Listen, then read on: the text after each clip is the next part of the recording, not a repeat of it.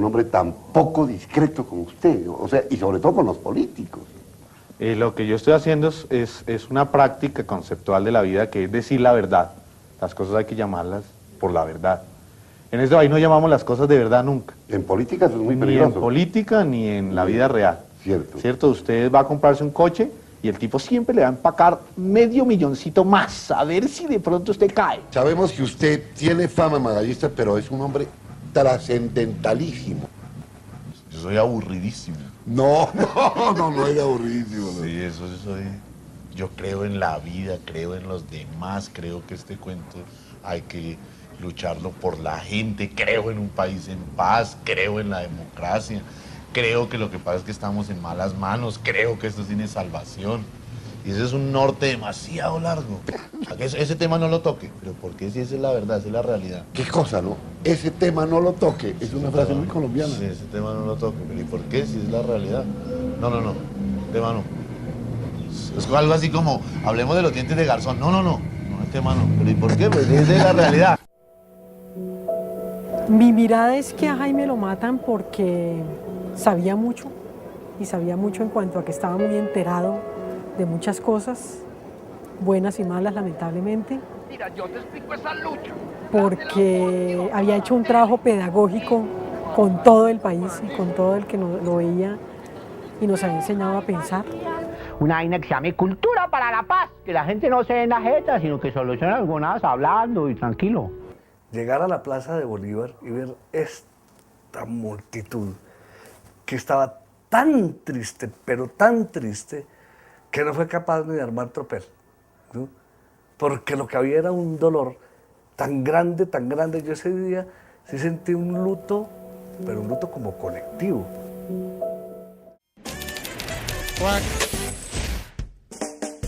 Ay, ole, mijita, ay, casi no me encuentra, mijita. Ay, imagínense qué fue lo que pasó, que estamos de fiesta, mijita. Sí, por eso estamos todos de fiesta. Imagínense que esta mañana bajó el doctor Samper y me dijo, Dioselina, hoy estamos de fiesta, hoy no hay que cocinar nada porque nos vamos a tomar unos buenos traguitos y de pronto esa receta nos dañan los traguitos.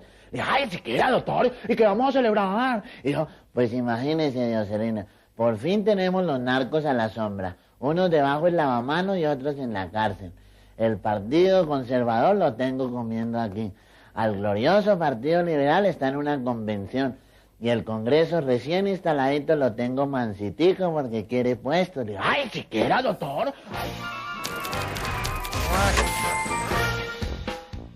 ¿Cómo dice? ¿Un cargo? ¿La vicepresidencia? ¿Ah? ¿Qué? ¿Jefe único de la oposición? Uy, doctor. Uy, bacano el detalle que se acuerde de uno, doctor. Sí, señor.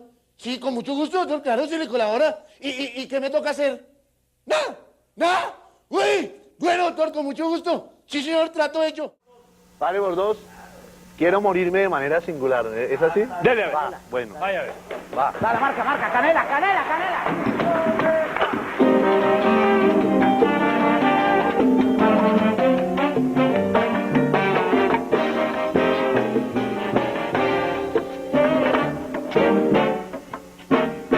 Quiero morirme de manera singular.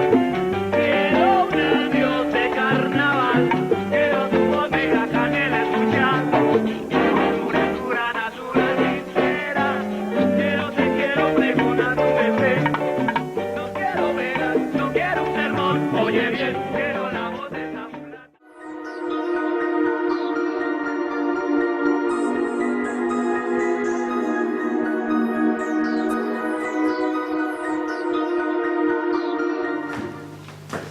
Bona tarda, bones tardes, benvinguts i benvingudes a Casa Amèrica Catalunya. Benvinguts i benvingudes a la tercera sesión de la cuarta semana del humor latinoamericano.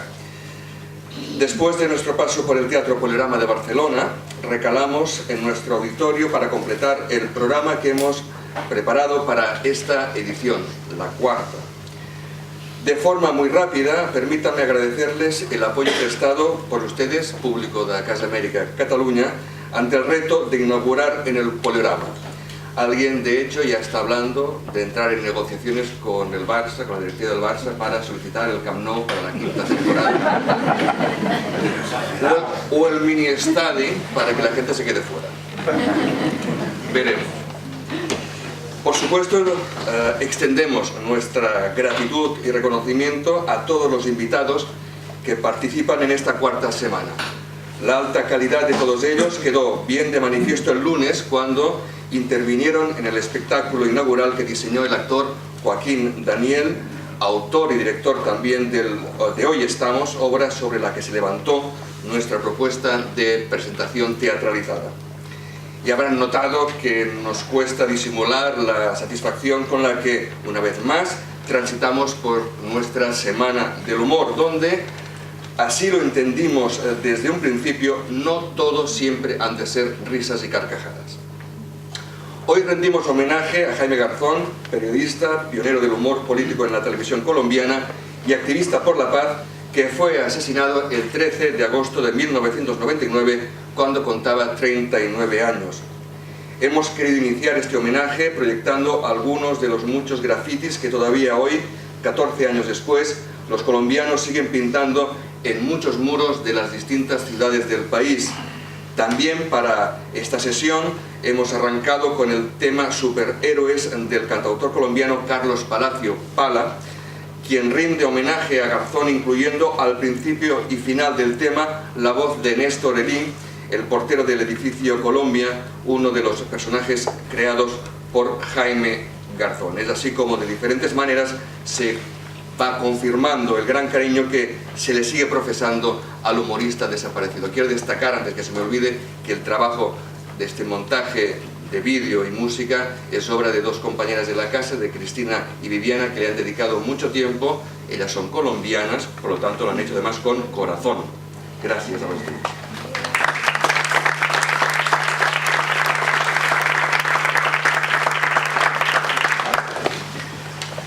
En último término, quiero destacar que la sonrisa que le falta a Colombia, título de este homenaje, es una frase que recogemos de un texto escrito por un buen amigo de la casa, Vladimir Flores Vlado, profesional colombiano que ejerce el periodismo desde la caricatura, la ilustración o la redacción de artículos.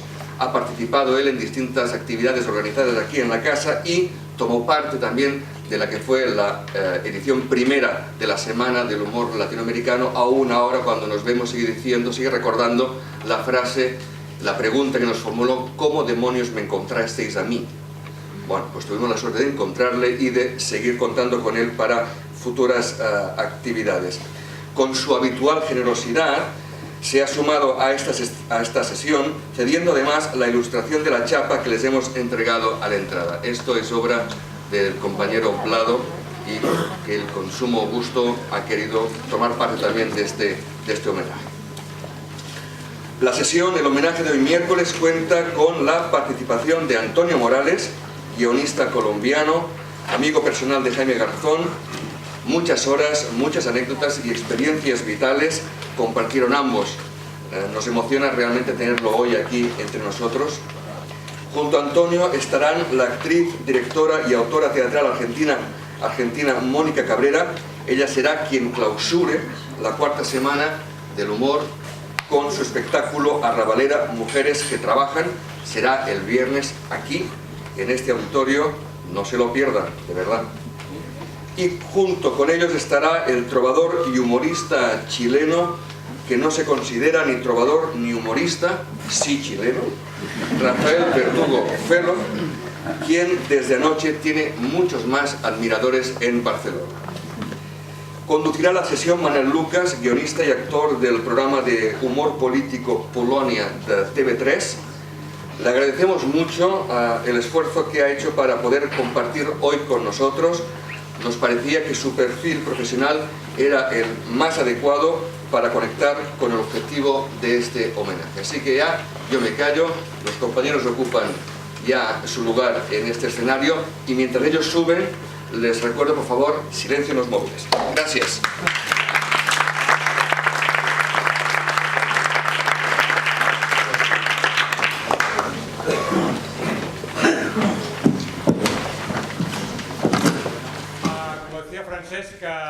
Bueno, a mí se me ha invitado porque estamos hablando de un humorista político y yo estoy participando desde hace 8 años en un programa de humor político, pero la verdad es que si empiezo a hablar de mi experiencia personal me voy a sentir un poco ridículo, porque nosotros llevamos 8 años aquí en Cataluña haciendo un programa de humor, imitando pues, al Rey, a Rajoy, a Zapatero, a Artur Mas, a Pascual Maragall, etcétera, etcétera.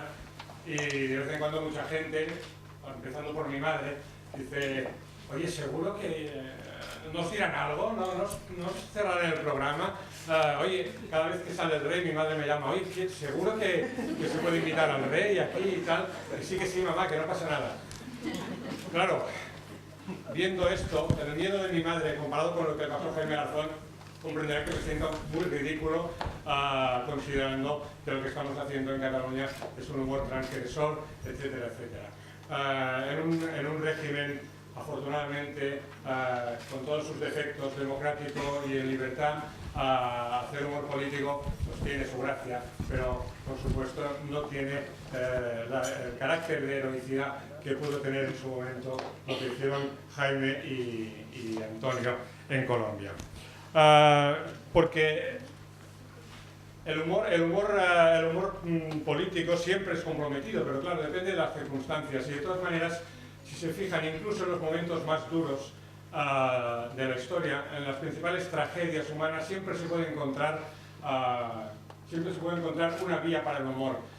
Leía el otro día que en los bolsillos de un soldado alemán muerto en la batalla de Stalingrado en los años 40 se encontró un chiste que decía más o menos este año no habrá Navidad porque San José lo han mandado al frente, la Virgen María está haciendo de enfermera, los pastores están haciendo de guardaespaldas, los Reyes Magos no han podido entrar porque no tienen visado, porque no son de raza aria, y solo queda el burro y claro, no vamos a hacer Navidad con un burro.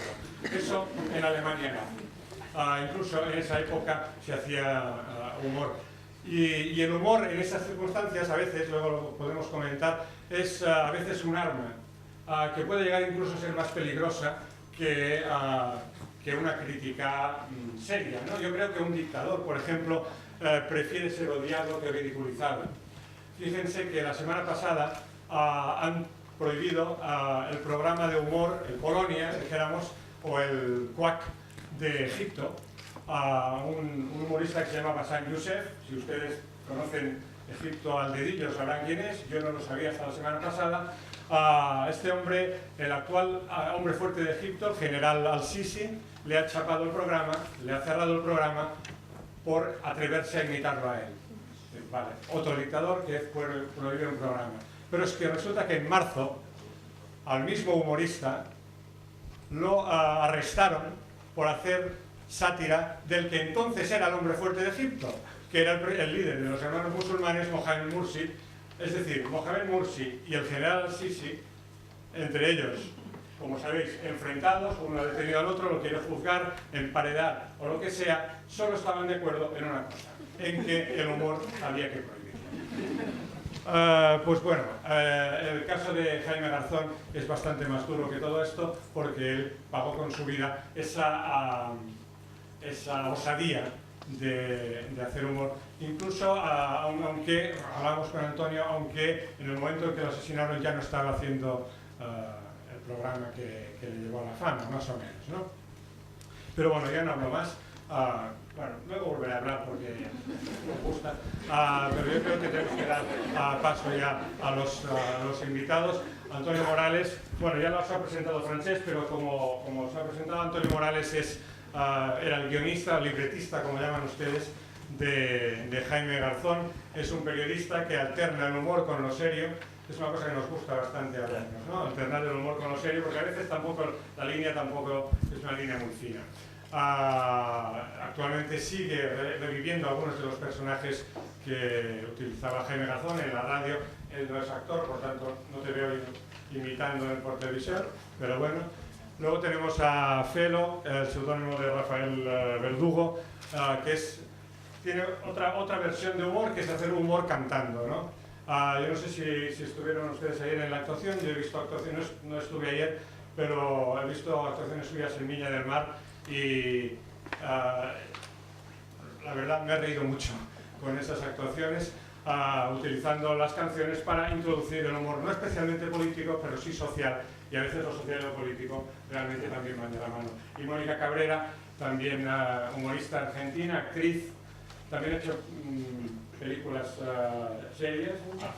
Actuó en El hijo de la novia, por ejemplo, una de las películas que en Europa, una de las películas argentinas más reconocidas. Y en cambio, pero en cambio su principal fuente de riqueza, porque es muy rica Mónica, tiene muchos valores, es el teatro. Ha hecho Arrabalera y el otro espectáculo, perdona, porque ahora es un nombre fácil. Es un nombre muy fácil, se llama El Sistema de la Víctima. El Sistema de la Víctima. Se ha ganado la Pero además ella ha fundado escuelas de teatro, ha dirigido teatro en Buenos Aires. Mucha fortuna. Es una... Bueno, está al lado más o menos de Menem y gente.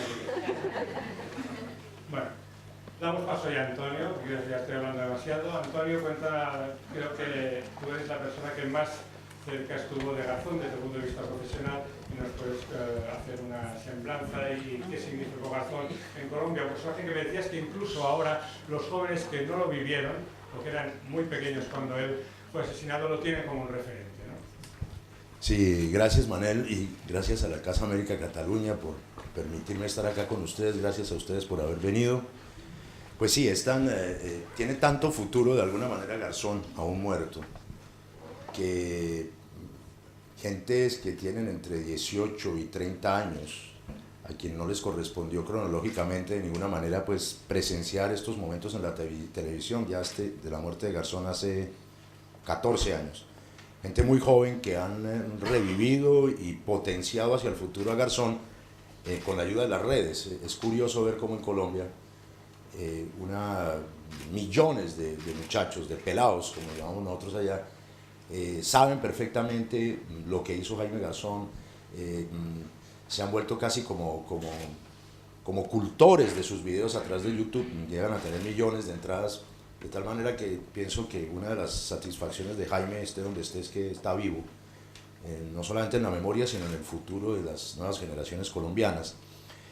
Un poco veo que me imagino que hay bastantes colombianos por acá, pero un poco para poner en contexto, para recordarles algunos o para contarles algunos, tengo un texto que les quiero leer, ojalá no sea muy largo y tedioso, en el cual pues sitúo un poco la vida de Garzón en esos años en los cuales se convirtió en un protagonista de los hechos y de la política en el país. El texto se llama, justamente como vimos en el video hace poco, Un adiós de carnaval. Ese video fue grabado creo que una semana antes de que lo asesinaran, en un momento en el cual Jaime ya había sido objeto de todo tipo de amenazas. Jaime sabía que lo iban a matar. Intentó detener la orden de su muerte, que había sido dada por los paramilitares y cuyo origen pues ya en los autores ideológicos está muchísimo más arriba, en las capas del poder político, militar y económico que han asesinado en Colombia, que han cometido magnicidios en la extrema derecha, sectores que han estado en el poder, inclusive en 8 años estuvieron en el poder. Bueno, entonces fue muy dramático ver eso en ese momento, ese video, y saber que Jaime estaba prácticamente condenado a muerte. Se hubiera podido salvar si se hubiera ido del país, pero no quiso, se quedó, de alguna manera se inmoló. A ver, les leo esto entonces. Durante 3 años, de 1995 a 1997, fui el guionista y director periodístico de Cuac, el Noticero, parodia semanal de un noticiero que tuvo una de las mayores audiencias entre los programas de opinión en toda la historia de la televisión colombiana. Jaime Garzón era el protagonista, junto con otro muy querido amigo, Diego León Hoyos, que hacía el papel de presentadora femenina, cuyo nombre en escena era María Leona Santo Domingo. Semana tras semana vivimos hombro a hombro esta experiencia profesional y personal. Nunca nos divertimos tanto, pero simultáneamente logramos criticar las estructuras presentes y pasadas del poder en el país, hasta el punto de influenciar muy seriamente la opinión y de contera el poder. 15 días después del asesinato de Garzón tuve que irme de Colombia, pasé 9 años afuera, donde me habían amenazado reiteradamente. Por otros motivos. He sentido la necesidad de contar la historia de mi amigo y compañero, una historia que no es solo la suya o la de nuestras criaturas, sino al mismo tiempo una mirada sobre los acontecimientos que marcaron más de una década de la historia colombiana. Cuando el 13 de agosto de 1999 5 tiros en la cabeza acabaron con su vida, Jaime Garzón tenía 38 años. Su corta vida estuvo marcada desde los 8 años por un impulso tanático y autodestructivo originado por la temprana muerte de su padre. Desde muy joven, Garzón les expresaba recurrentemente a sus amigos que deseaba morir como su padre a los 38 años. Desde entonces la vida de Jaime transcurrió en lo privado y en lo público paralelamente a la violencia colombiana. Ese tánatos nacional que ha asignado al país desde siempre también regía el destino de Garzón. Jaime criticó el poder, símbolo del padre autoritario que nunca tuvo, y lo criticó no solo para ejercer el derecho a la irreverencia, sino precisamente para parecerse a él, al padre, al poder, al éxito. Ese alter ego del padre ausente lo acogió, le dio triunfos y una identidad, pero el poder, en una simbiosis tragicómica, finalmente se devolvió contra él. Buscando quizás al padre ausente, Jaime encontró el poder, pero en él encontró también la muerte. Tal vez el bufón creyó formar parte de una corte que siempre lo vio ajeno e inconveniente. Tal vez el bufón también se equivocó. Jaime Garzón nació en 1961 en un tradicional sector de clase media-baja de Bogotá y vivió sus primeros años en La Perseverancia, barrio de obreros y empleados. Su padre y su madre, de tradición liberal, como tantos otros colombianos impulsados por la violencia de los años 50, habían inmigrado del campo hacia la capital. Curiosamente, su madre le enseñó a leer y a escribir a los 3 años, lo cual le permitió a Jaime, amén de su sobresaliente inteligencia, pasar por encima de los estudios y los deberes con una displicencia propia de los talentosos. Desde cuando asistía a la escuela pública ya era conocido por ser un niño circunspecto, a veces silencioso, pero capaz de sobreponerse a su timidez para sorprender a todos con anécdotas, chistes e imitaciones que poco a poco lo hicieron conocido en su pequeño mundo. Perdón. Sin embargo, tanto en la casa como en la escuela fue asumido como una oveja negra por su independencia, a tal punto que sus profesores de la escuela primaria, de espaldas a los alumnos y al escuchar cualquier desorden en el aula, simplemente decían: Garzón, se sale. A pesar de su natural rebeldía, pero signado por una educación católica, Jaime ingresó después a un seminario donde aprendió rigores y disciplinas. No fue larga su etapa mística, interrumpida por un rector que lo expulsó del seminario al ver en él precisamente lo que era, una oveja descarriada. La anécdota precisa es que Jaime imitó la voz por teléfono del rector para que le dieran la comida que le correspondía al rector y se la tragó. Entonces, por eso lo echaron. Entonces Jaime trasegó por diversos colegios de la ciudad hasta toparse con un grado de bachiller non santo. No sé si en España, me imagino que no, pero en Colombia los grados de bachiller se compra todo. Eran tiempos de cambio y de latinoamericanismo de izquierda, pero también las últimas volutas de la marihuana, del hipismo, estaban en el aire. Jaime militó en el pelo largo, el rock and roll, la paz y el amor, pero simultáneamente encontró a los personajes que entonces pululaban en los bares y en las universidades públicas con el libro rojo de Mao y el manifiesto comunista debajo del brazo. Fue así como decidió ingresar a la Universidad Nacional de Colombia en la sede de Bogotá, con el propósito de ser abogado.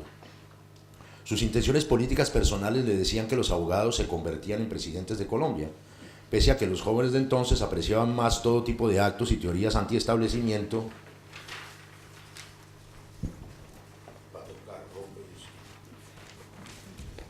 que las leyes mismas.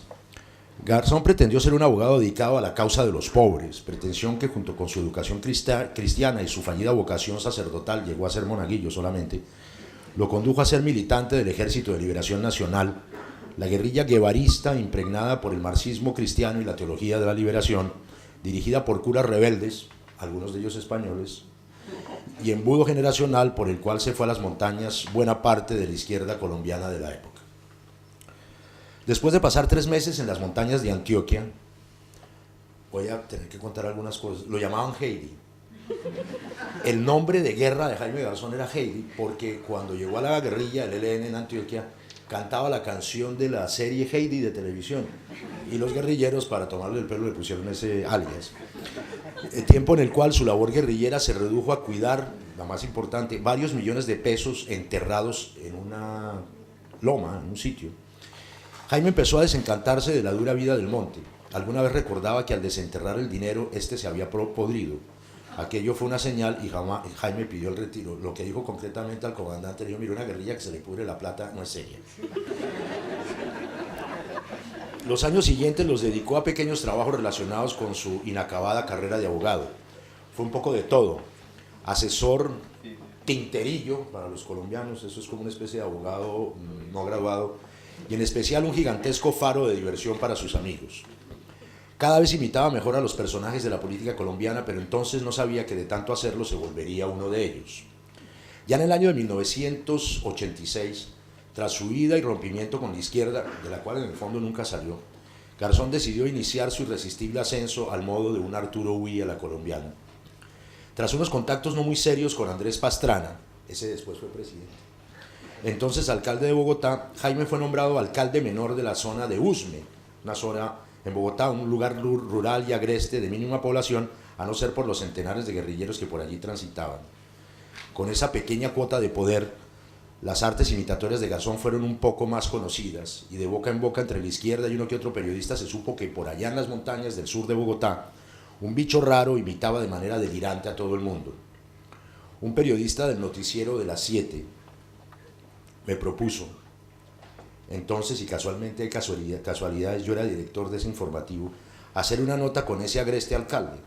Acepté el reportaje y fue así como Garzón en 1987 apareció por primera vez con sus imitaciones en la televisión.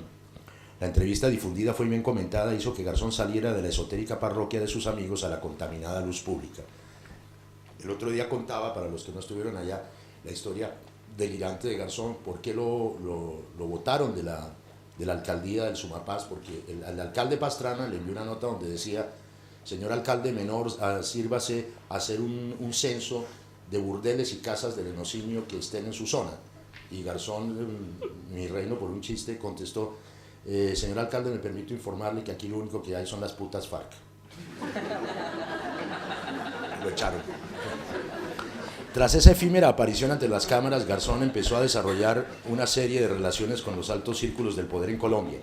Inicialmente, debido a sus diferencias con Andrés Pastrana y sus relaciones con los guerrilleros de las FARC en la zona del Sumapaz, Garzón fue retirado del cargo del alcalde menor. Ya les conté por qué. Pocas semanas antes de su muerte y tras un largo juicio administrativo que entabló, Garzón logró ser restituido en 1999, 11 años después, al cargo de alcalde. El mismo día renunció y la muerte lo sorprendió esperando un suculento cheque de indemnización. Ya se lo iban a dar.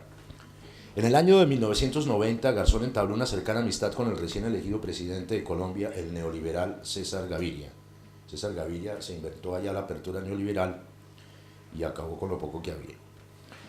Participó en la preparación de la Asamblea Nacional Constituyente en 1991, que produciría una nueva Carta Magna, y luego, ya como empleado directo de la Presidencia de la República, asumió nominalmente la traducción de la nueva Constitución a las lenguas indígenas. Ese era su cargo. Pero en realidad Garzón comenzó a ser el bufón. Cuando digo bufón, espero que entiendan que no es peyorativo de ninguna manera. A ser el bufón de la corte de Gaviria, y ejerció al mismo tiempo y no oficialmente las funciones de asesor de comunicaciones del presidente. Ello le permitió, esta vez sí, codearse con el poder, siempre actuando como un ácido crítico y ejerciendo su derecho de poner todo en duda, hasta el propio Gaviria, quien, convencido de la necesidad del bufón, le dio largas para que se burlara ampliamente de su gobierno. En ese ejercicio de la ironía cotidiana en el Palacio Presidencial, en los cócteles y demás actos de alto coturno social, Garzón vio la posibilidad de rentabilizar sus dotes histriónicas. Una productora de televisión le propuso montar un programa. Así salió al aire su primer gran éxito, Sociedad. Primer acto, Sociedad, el bufón llega a la corte. Durante los primeros años de los 90, sustanciales transformaciones ocurrieron en el país. La nueva carta política, producto de un pacto de paz con la guerrilla del M-19, parecía enrutar a Colombia hacia una nueva sociedad más justa y participativa. Garzón trabajaba con el gobierno en el desarrollo de esta constitución y en Sociedad defendía ese proyecto mientras criticaba los grandes vicios de la política colombiana, clientelismo y corrupción. Sin embargo, sus sátiras se concretaban más en torno a la vida de la sociedad y no sobre la política misma. Jaime perfilaba el programa como una burla a las costumbres contemporáneas y seguía trabajando con el presidente Gaviria. El bufón del palacio había trascendido las instancias del poder y empezaba a ser el bufón de un país que asistía a un recrudecimiento del conflicto armado, otra época más de la violencia titulada con palabras rimbombantes, como tantas otras del pasado y otras que habrían de venir. Paralelamente, el narcoterrorismo del cartel de Medellín plagaba de carros bombas y decenas de muertos las calles de las grandes ciudades.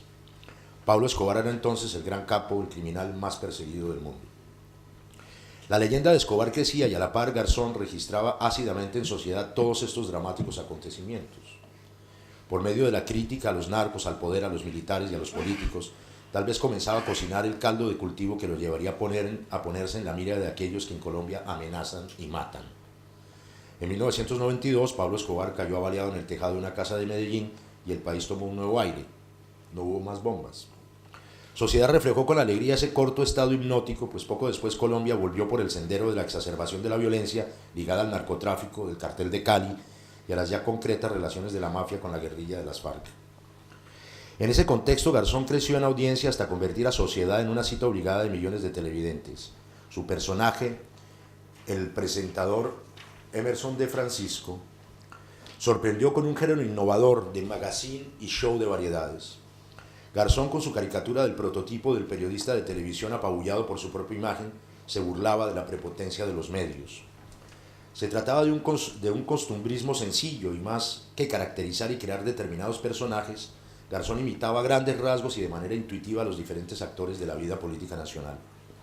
Con ello logró fascinar al público gracias a la independencia y irreverencia con las que se enfrentaba a los diversos acontecimientos nacionales. Garzón tomaba conciencia de su propia importancia. Tras el final de Sociedad, que salió del aire cuando empezó a desgastarse, Garzón pasó algo más de un año alejado de la pantalla chica. Durante ese tiempo el país asistió a la transición del gobierno de Gaviria hacia el de Samper, y Jaime se incrustó cada vez con más fuerza en los círculos del poder. Se había convertido en un punto de referencia no solo para el humor, sino muchas veces como cabeza pensante de ciertos sectores. Ahí surgió el Garzón actor más allá de las parodias y las imitaciones. Un espectáculo escénico llamado Mama Colombia, o Mamá Colombia, permaneció durante largos meses en el Teatro Nacional. Jaime hacía una apretada síntesis de Sociedad, pero creaba personajes más elaborados, pues los tiempos del teatro, más que la efímera televisión, le permitieron comprometerse con su labor actoral y crecer desde adentro hacia un público de alguna manera más calificado. Segundo acto, Cuac, el noticiero, el bufón desenmascara la corte. Buenas noches, bienvenidos a la mayor desinformación de Colombia y el mundo. Con esta autocrítica frase, todos los domingos a las 7 de la noche, Garzón y Diego León Hoyos, que encarnaba a la presentadora María Leona Santo Domingo, iniciaban la parodia del informativo de televisión. Meses atrás, Garzón y yo, ambos desempleados, pues Jaime no tenía un programa permanente y yo había dejado la dirección del noticiero MPM, propiedad del desmovilizado M19, coincidimos en la necesidad de crear un espacio. Utilizando un género de total influencia y recordación como los noticieros, un universo creíble, se pondría en irónica tela de juicio el poder en Colombia a lo largo de la historia y la estrecha relación con los medios. En el país, todo expresidente, todo partido, todo grupo económico poseía y posee, en canales estatales o privados, un noticiero. Para que vean ustedes cómo es esa democracia. Cada medio aquí también, ¿no? Sí, claro. Cada medio se convierte así en una estrategia de campaña electoral y un recurso económico para financiarla, en un perverso círculo vicioso poder-medios. Decidimos entonces proponer este formato de humor en un periodo coincidencialmente teatral de la realidad colombiana. Eran los tiempos escénicos del proceso 8000, que juzgó por sus relaciones y por haber recibido dinero del narcotráfico a la corrupta clase política colombiana, desde los caciques regionales hasta el propio presidente Samper. Proceso que a su vez fue el chivo expiatorio de viejas tradiciones corruptas que esta vez, a causa de la presión norteamericana, debían producir la caída de muchas cabezas.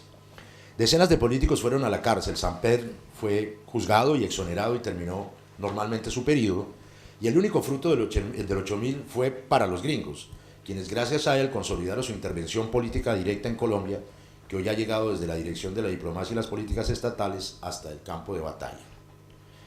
El proyecto con Garzón como presentador, actor y yo como cabeza periodística y guionista lo compró RTI, una programadora que emitió el primer capítulo de Quack en febrero de 1995.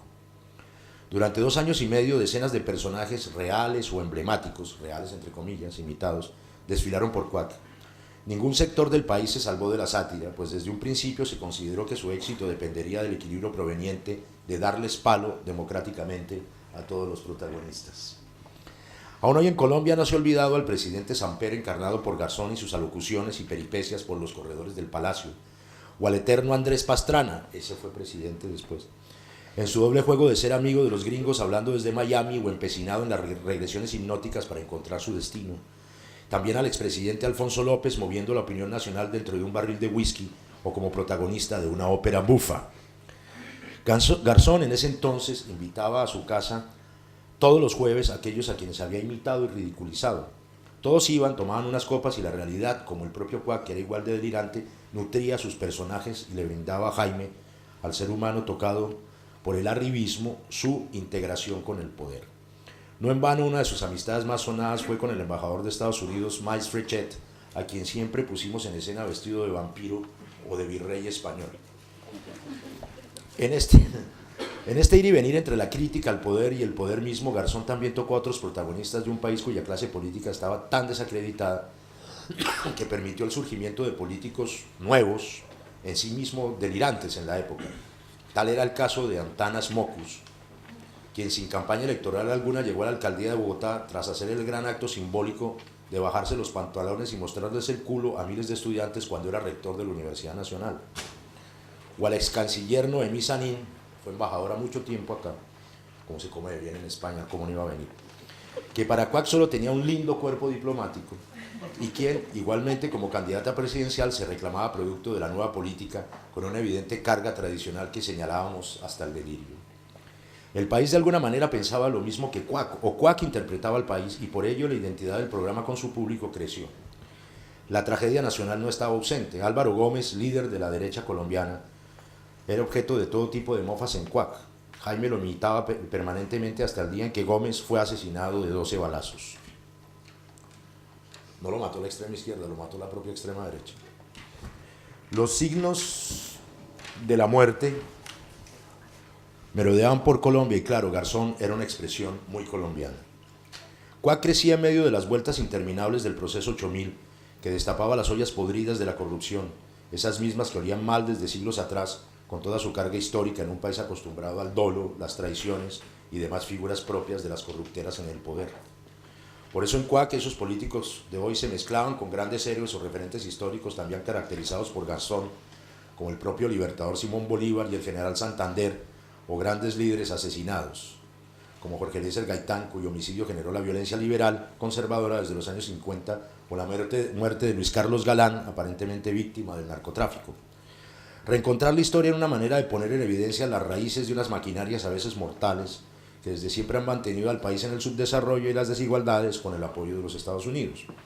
Por eso, la frase reiterada en Quack, y el gringo ahí, se volvió un giro vital en las conversaciones de los colombianos en esa época. No todo eran imitaciones y puestas en escena de los personajes reales. Quack creó también personajes propios, estereotipos que coincidían con grandes bloques de la diversidad nacional. De ese corte eran el paramilitar y el guerrillero, reflejo de la guerra en los campos, el militar violador de los derechos humanos, Carlos Mario Sarmiento, el superempresario, déspota, o pastor rebaño, un amanerado, indolente y aristocrático obispo. La suma de personajes reales y emblemáticos muchas veces le hacía preguntar al grueso público, ¿pero con quién está Quack?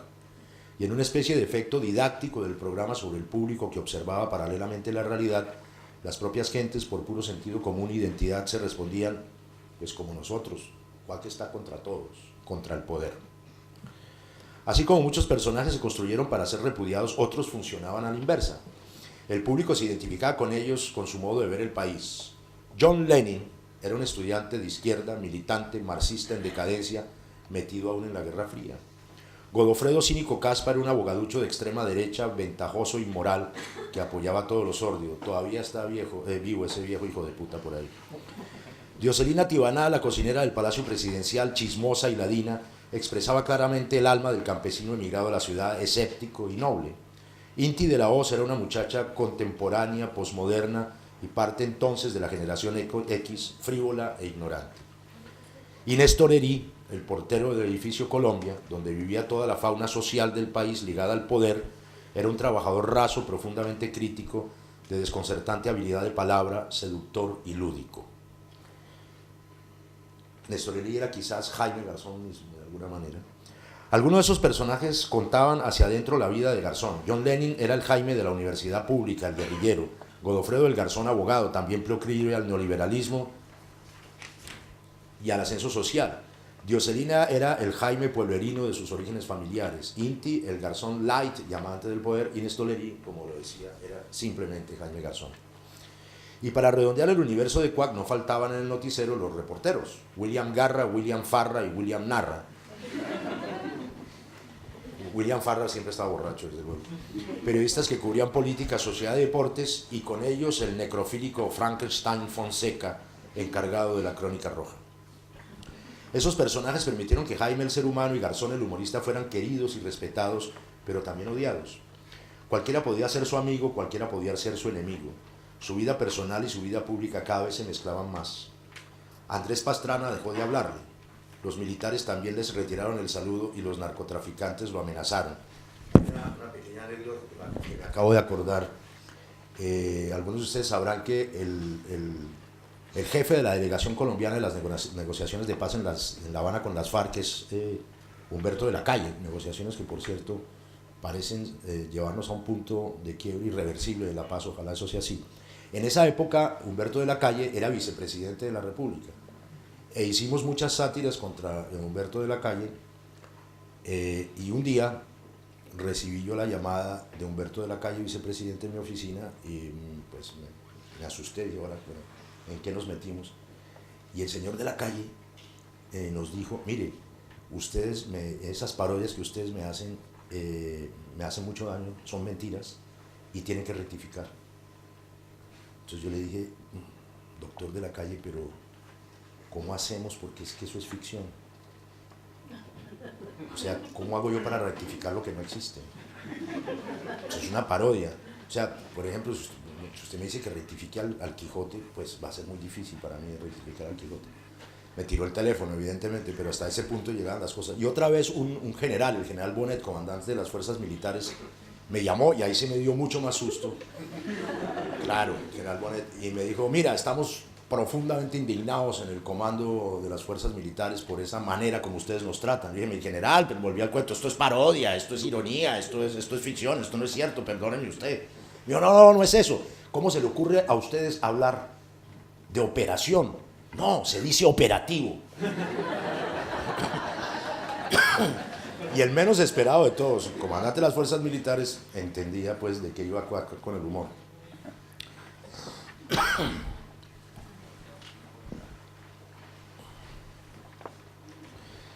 Jaime estaba forjando su propia muerte, conscientemente por su trabajo, sus declaraciones, su manera de relacionarse, su vida intensa en medio de la fiesta y sus actos cada vez más políticos, e inconscientemente o no, por su viejo impulso tanático.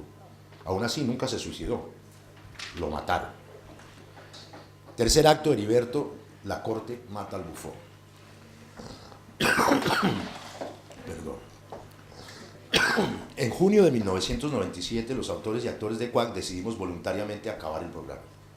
Siempre es bueno salirse en lo mejor de la fiesta. 3 meses después, Jaime y yo nos volvimos a encontrar. En el programa Lechuza construimos un nuevo personaje, Heriberto de la Calle, en homenaje a Humberto de la Calle. Un típico lustrabotas bogotano de la más profunda raíz popular, habitante de las avenidas, pero también lustrabotas del poder.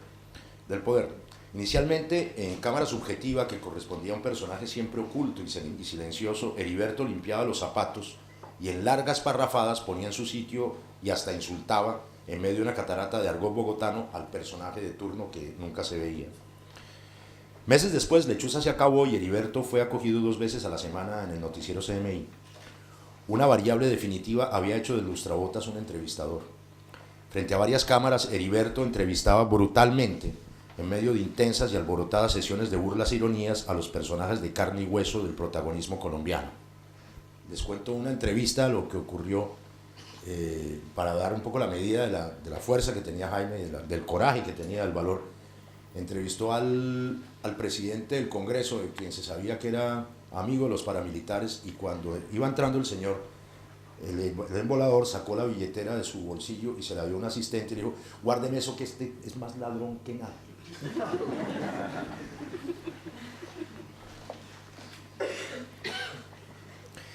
Heriberto, y con él Garzón, se había salido de la ficción. El lustrabotas pasó posteriormente a los noticieros del canal Caracol y se convirtió en un personaje tan fuerte como el Nestoreí de Cuac en términos de la aceptación del público. El guiño que Jaime le hacía a la realidad parecía conducirlo por otros caminos más allá del periodismo y la actuación. Sus encuentros con los poderes se multiplicaron en medio de la guerra sucia. Mientras tanto, ya voy a acabar. Dentro de la confrontación nacieron los diálogos de paz de 1999. Poco antes, Jaime, interesado por el tema de los derechos humanos y apoyado en sus viejas relaciones con las FARC, en sus tiempos de alcalde del Sumapaz, empezó a mediar humanitariamente en diversos secuestros. Muchas personas obtuvieron la libertad gracias a su trabajo. La imagen de Heriberto se confundió entonces con la de Garzón con la guerrilla recibiendo secuestrados, Garzón en eventos de paz, Garzón con la sociedad civil, Garzón en La Habana, Garzón con los exguerrilleros salvadoreños, Garzón negociador y conciliador en medio de las balas, Garzón repudiado y señalado como inconveniente por la extrema derecha. ¿Quiénes? Esos autores ideológicos del magnicidio en Colombia, que no son ni el autor material, el gatillero, ni el autor intelectual que da la orden de matar, sino esos círculos múltiples donde se juzga y se condena y se da una opinión asesina para que los otros dos autores hagan el horrendo trabajo.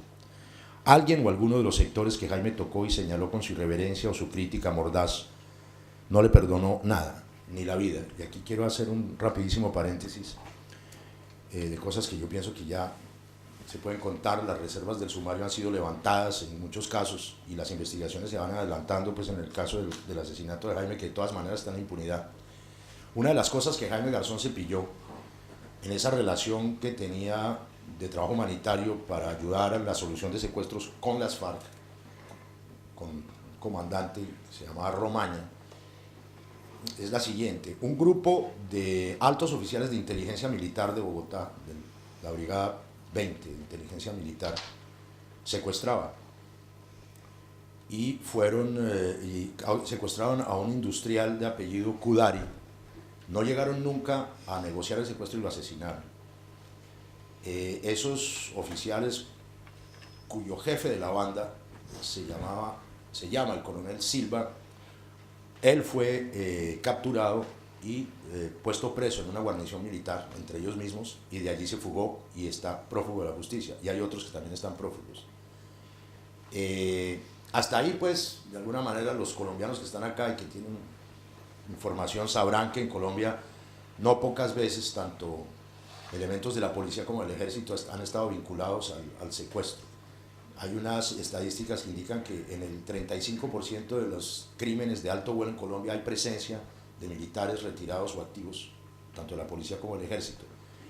Pero lo que se pilló Jaime Garzón es lo que verdaderamente resulta sorprendente y terrible, es para quién secuestraban esos militares. No digo yo que la institución militar, pero ese grupo de militares corrompidos secuestraban para las FARC.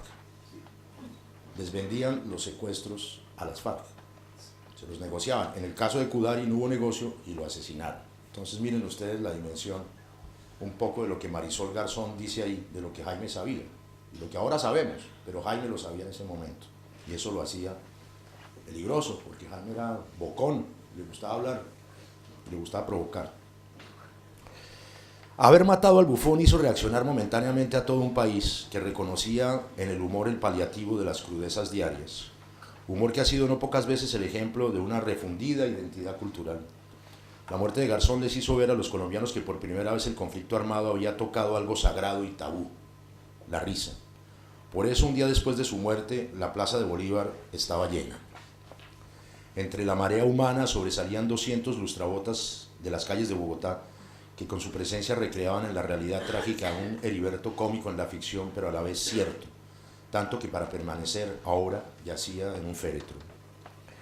El funeral tuvo lugar al día siguiente en un cementerio al norte de la ciudad, a 22 kilómetros de la Plaza de Bolívar. Las principales avenidas se convirtieron en ríos humanos que le impedían al coche fúnebre avanzar. Era tal la marea humana que en un momento dado un puente peatonal se vino a tierra causando la muerte de 3 personas. Tras 6 horas de innumerables desvíos, el cortejo por fin llegó a su destino. En la intimidad de su familia y sus amigos más cercanos, Garzón fue enterrado una vez más al son de su salsa preferida, Quiero morirme de manera singular, con un adiós de carnaval. Tema que había cantado algunos días antes en un programa de televisión tras haber contado su vida. Pura premonición mortuoria. Está ahí, ¿verdad?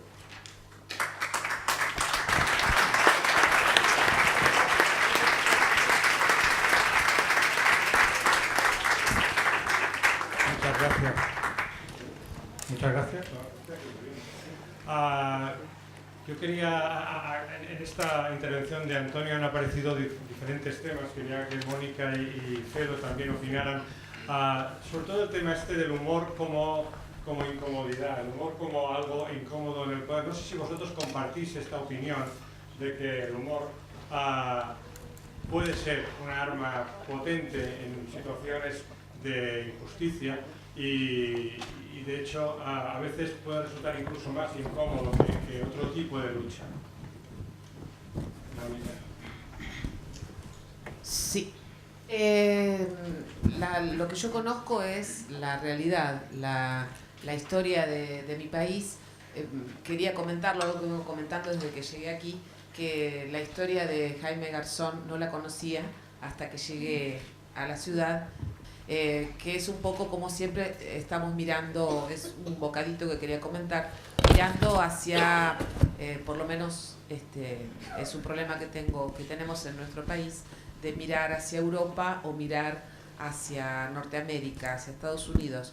Y sabemos de todo lo que sucede en relación a artistas y creadores, y no tenemos una mirada hacia Latinoamérica, ¿no? Tengo que venir a Europa para que me comenten lo que sucede en Latinoamérica, para enterarme, lo cual indica el nivel de sometimiento mental que tengo e intelectual, a pesar de ser tan curiosa, de trabajar en México, de trabajar en otros lugares además de mi país. Y en relación a este asunto de asesinar a los artistas, de asesinar a los humoristas, en general hemos tenido, ahora hace poco en nuestro país salió la lista de artistas que estaban amenazados de muerte, que tenían la orden de ejecución en relación durante la dictadura, una de las dictaduras que tuvimos, y que se fueron del país, se tuvieron que ir afortunadamente, pero ahora salió un listado y tenían distintos niveles, peligroso, muy peligroso. Había escritores, poetas, había cantantes, folcloristas, había gente con una militancia, había gente que no tenía ninguna militancia, y había humoristas también. Durante todo ese tiempo, nuestra ventana era la revista Humor, Satiricón. Antes, en la otra de las dictaduras, fue el Andrú,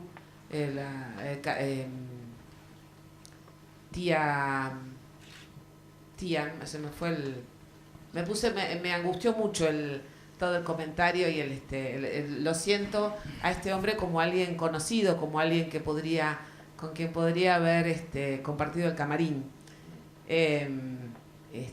Entonces, aunque no lo conozco, ¿no? Bueno, somos contemporáneos, yo soy de 58 y él es del 60, es terrible como hemos aprendido a convivir con la muerte, ¿no? Y hemos aprendido a que, bueno, sí ha habido llamadas de generales en mi país de basta con el dibujito, basta con el chiste, un cuadradito donde había un chiste, y al mismo tiempo, en este caso, están tras la pista de los asesinos o no lo sé. Nosotros no teníamos la pista de los asesinos ni de los que amenazaban, sabíamos perfectamente quiénes eran, estaban las pruebas y todo esto, y recién 30 años después se los pueden encarcelar a unos octogenarios, ¿verdad? Que siguen sin dar información sobre los niños, los bebés desaparecidos y entregados. Y bueno, hay alguien que dice que la comedia, no sé quién, quizás alguien lo recuerda, que la comedia es tragedia más tiempo. Seguramente nosotros recién ahora podemos hacer algunas algunas bromas en relación a la desaparición de personas, y no tenemos tampoco muchas ganas de reírnos de eso, ¿no? No hemos logrado tener la distancia, por ello ahora no tengo ningún sentido del humor en relación a esta cercanía con este hecho. Pero evidentemente el humor es un... El otro día leía sobre que en Estados Unidos se habían hecho un arma que es del tamaño de un pelo, en relación a Chávez y el cáncer, que todos los mandatarios tenían cáncer. Parece que no, pero tiene que ver. Antes de las 11 termina igual. Del día 11. Somos amigos de las maratones así, artísticas. Y habían hecho, bueno, había toda esta investigación de que si el cáncer se podía transmitir, si como por esporas se pueden transmitir los virus, ¿no?, que matan el ébola y todo este asunto. Bueno, que habían hecho del tamaño de un pelo, que se veía solo con microscopio, que se podía dirigir a esta persona, la persona se envenenaba con esto y se moría. Entonces decían si era una broma o qué, porque parece una broma, me tiraron un pelo y me mataron. Quizás yo puedo hacer el chiste ahora, quizás cuando salgo me tiran un pelo y me matan. Quiero decir que no tiene fin este asunto, ¿no? Bueno, cuando se revela la Operación Cóndor y todo esto, o el operativo, no sé si hay algún militar, por ahí no estoy usando el léxico adecuado, pero sí tengo el contenido y el sentimiento patriótico, ¿no? Ahora se sabe que Yasser Arafat fue envenenado. Claro. Los suizos lo confirmaron. Claro. Eso no sabía. Bueno, voy amargada, cada vez mi psiquismo es una ruina. Pero bueno, creo que, no sé cuál era la pregunta, pero me parece que es pero la respuesta estaba muy bien, momento de... Los porteños somos muy psicoanalizados y tenía que hacer mi descarga. Pero creo que sí, que el humor, no sé cuál era la pregunta, no recuerdo a qué vine, pero creo que el humor tiene una peligrosidad terrible y creo que el asesino, el dictador, el que necesita someter a los demás, el que considera que los demás son objetos, no tiene sentido del humor, no se puede reír de sí mismo. A mí no hay nada que me produzca más risa que mi imagen en una foto o verme en el espejo. Tengo horas riéndome, a veces no me miro en el espejo antes de salir porque llego tarde de la risa que me provoca. Y creo que cualquier broma que podamos hacer siempre va a ser mejor que el silencio. Buen humor o mal humor, inteligente o no, va a ser siempre mejor que el silencio, y creo que hemos visto, algunos dicen, ¿no?, que los perros se ríen, que hacen bromas, hemos visto que los mamíferos en general, los mamíferos son los que nacen de huevo dentro del cuerpo, ¿verdad? Correcto. No quiero dejar a gente fuera del asunto. Pero bueno, los mamíferos nos reímos, ¿no? Y creo que dentro de la especie humana hay algunos sujetos que no han terminado de ser humanos y que es muy fácil detectarlos porque no tienen sentido del humor. Dicen que el psicópata no tiene culpa, no se identifica.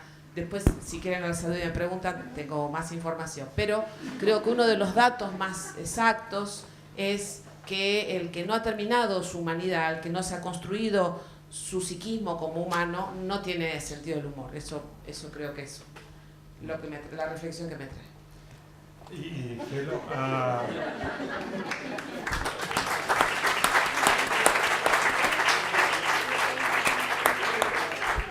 Pero en Chile también habéis vivido una situación durante muchos años, una dictadura muy complicada. ¿Crees que el humor ha podido ser utilizado en algunos momentos? Hablábamos antes que hubo la revista APSI, una de las revistas de oposición que había al régimen de Chile, publicó unas caricaturas de Pinochet que mandaron al director y al subdirector a la cárcel. El humor también en Chile tenemos ejemplos, también se ha utilizado el humor en este sentido. ¿Tú también crees en ese arma, en ese humor como arma? Sí. Vale,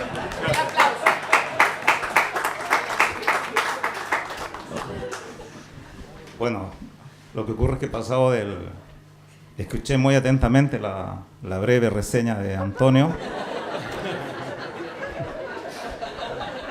pero qué bueno que haya sido largo porque no habría parado de escuchar y yo creo que se hace corto el papel. Lo dijo casi todo. de la vida de este hombre que, al igual que Mónica, yo no tenía idea, lo asumo como una culpa personal, y también me parece que es un hecho que debía haberse sabido en Chile, 99. Comentaba yo con Antonio, con Manel, que son muchos los periodistas asesinados, decirlo está de más, sobre todo en Colombia y en general en Latinoamérica. Pero este caso era tan especial, este hombre, yo no voy a decir nada, lo que yo creo que no era un santo, pero además del santo también me reservo mi opinión.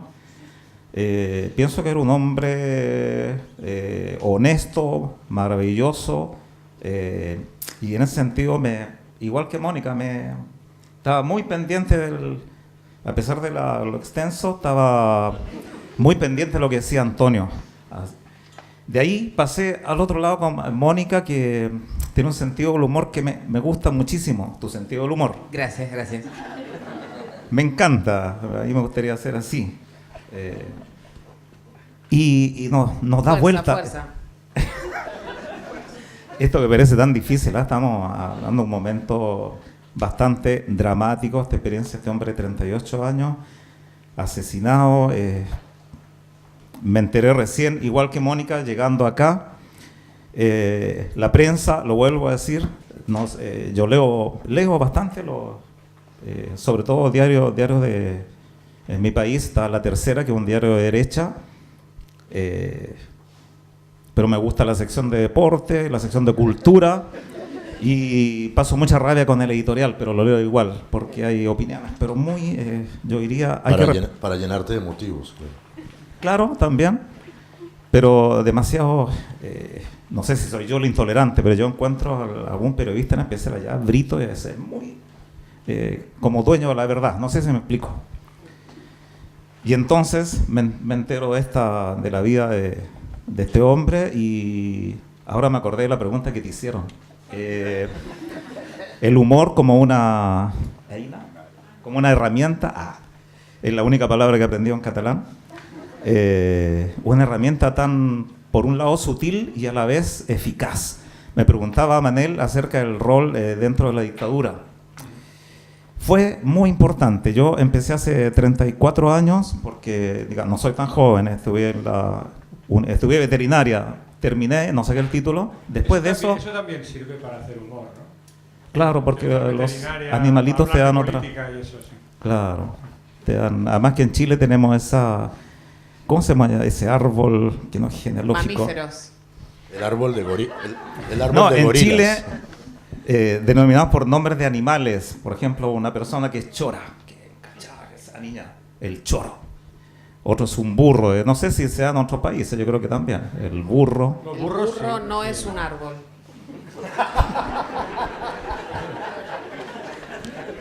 Voy a cuidar mis palabras. Espérate. Perdón. Es como una zoología humana y con mezcla de...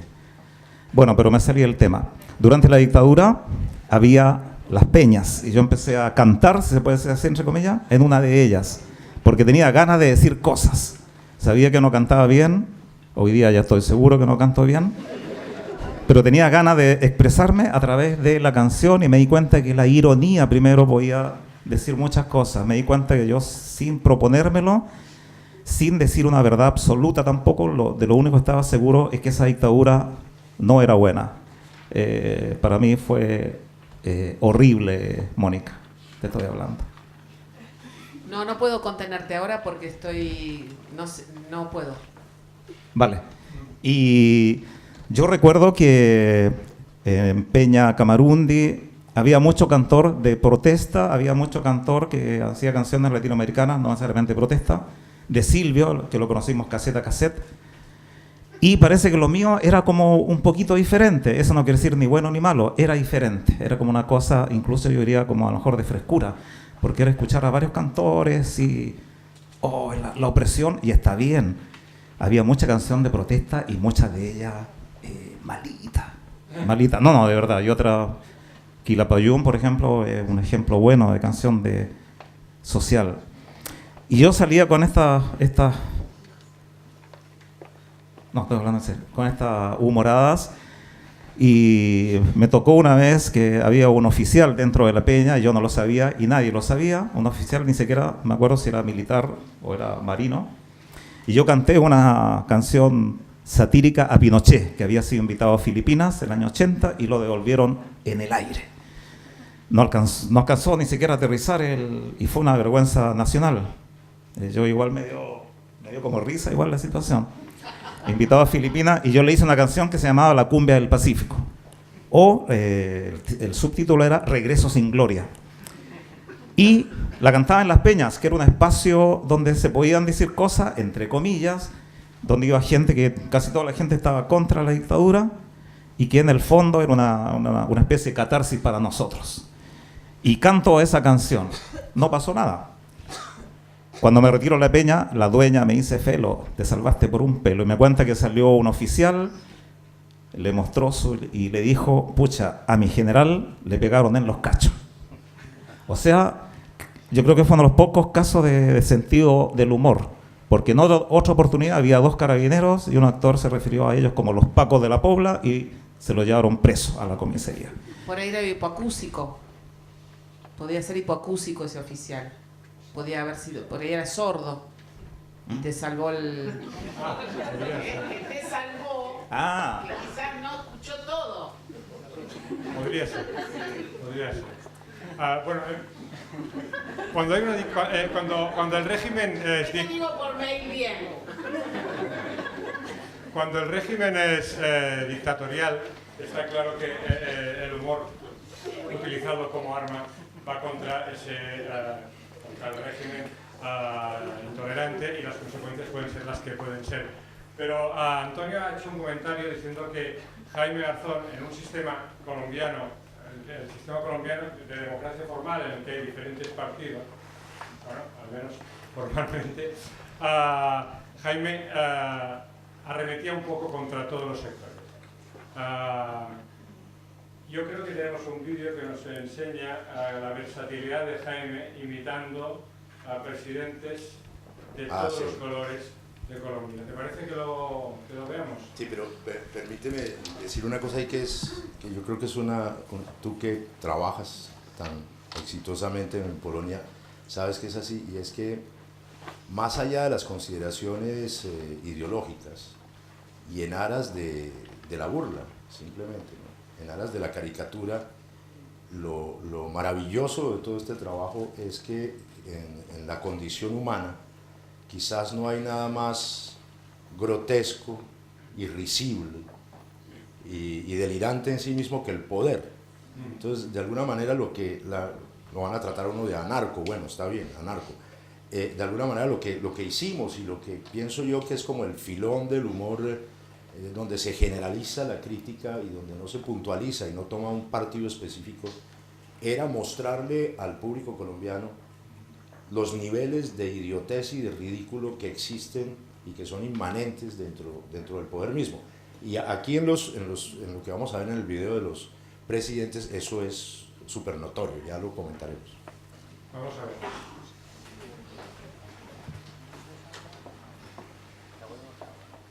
Ese.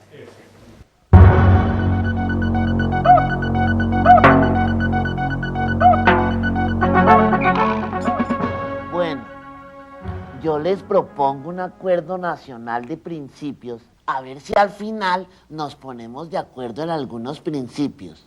Ustedes proponen y yo acuerdo cuántos puestos le doy a cada uno. En realidad eso no es nada nuevo. Yo hace mucho tiempo en Neiva llamé eso el Frente Social, Objetivo del Pueblo, que era el mismo Frente Nacional. En este momento ese acuerdo solo se puede hacer alrededor de Andrés. Nunca se supo si el MRL estaba por dentro o por fuera del Frente Nacional. Yo nunca firmé nada. Lo único que hay que tener es un mandato claro, tan claro como que lo debe asumir Alfonsito. Ha llegado la hora de arriar las banderas del sectarismo y volver a hacer un acuerdo. Eso sí, con los más capaces y los más honestos. Coloco todas mis complacencias en mi hijo Junior. Desde cuando yo era un muchachito que trasegaba descalzo los caminos de Amagá, arriando las mulas del progreso, ya pensaba que el acuerdo sí se puede, siempre y cuando ustedes estén de acuerdo en que Diego, mi muchacho, haga parte de él. Yo les pido perdón por todo, sobre todo por mis ideas. Y les aseguro que nos vamos a seguir portando bien. Por eso yo quiero hacer parte del acuerdo, a ver si se acuerdan de mí. Palabra que sí, compañero. Bueno, esto ha sido muy provechoso. Todos estamos de acuerdo en el acuerdo. Y ustedes están de acuerdo en que hay que darle espacio a las nuevas generaciones, porque es el tiempo de la gente, que es algo así como los mismos puestos sin los mismos. ¿De acuerdo? Eso está muy bueno. De acuerdo. Eso se pone muy bueno. De acuerdo. Sí, yo estoy de acuerdo con eso que dices, que la solemnidad es lo más risible. Y cuando nos planteamos hacer nuestro programa, siempre cuanto más serio es un tema, cuanto más solemne, más fácil a menudo es hacer luego la versión satírica, ¿no? Porque cuando el político ya comete la ridiculez a las claras, a veces resulta difícil ir más allá del poder, ¿eh? A veces a la gente nos comenta, oye, os lo ponen fácil porque hacen mucho ridículo. Y digo, no, que no lo hagan tanto, porque eso es un poco de intrusismo profesional. Porque, claro, la caricatura es exageración, ¿no? ¿Cómo vas a exagerar cuando llega la realidad? Ya no. En fin, cuando el rey aparece cazando un elefante, claro, ¿qué hay más grande que un elefante? Sí, eso decimos nosotros, que a los humoristas Menem les quitó el trabajo casi. Claro. O sea, era imposible superar las estupideces que él decía y hacía. Mira que en esto hay como tres cosas que son interesantes de observar. Una, la parte política, además de la ridiculez del poder, es pues esa manía que tienen todos los poderosos, desde las monarquías hasta las democracias, de reproducirse en el país. Entonces este sketch iba evidentemente a que todos estos expresidentes, salvo Navarro, que era candidato, lo que predecían era que el futuro eran sus propios vástagos, sus hijos, los delfines. Eso por un lado. Por el otro lado, es muy notable acá en esto, pues en otros sketches también, la versatilidad de Jaime, ¿no? Cómo era capaz de cambiar el clic y convertirse en otro personaje, y no necesariamente con una caracterización muy fuerte desde el punto de vista del maquillaje o de lo que fuera, y ni siquiera con el tono de la voz sí muy preciso, pero con la adopción de un par de gestos fundamentales, con unas trazas fundamentales de cada personaje, los lograba hacer totalmente convincente, y la gente sabía que era Belisario, que era López, y como nos reímos y como nos acabamos de reír ahora. Y una tercera cosa, de carácter un poco más, digamos que técnico, era la dificultad en ese momento y al mismo tiempo el reto de lograr poner en escena a todos estos personajes al mismo tiempo. Ahí hay una escena en la cual están tres, con un solo actor, lo que eso implicaba desde el punto de vista de grabar y regrabar y poner chroma keys y montar en edición muy largamente para que eso pareciera verdaderamente una reunión.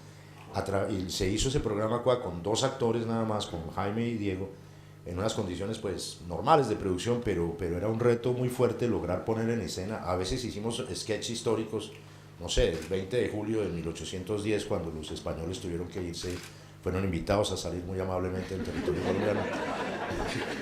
En fin, es eso, ¿no? Sí, pero catalanes no había casi allí. No. Había... No, eso eran más hacia Cuba. Andaluces y castellanos y murcianos, los catalanes que iban allá. No, nosotros tiramos más hacia Cuba, el tema ron y todo eso.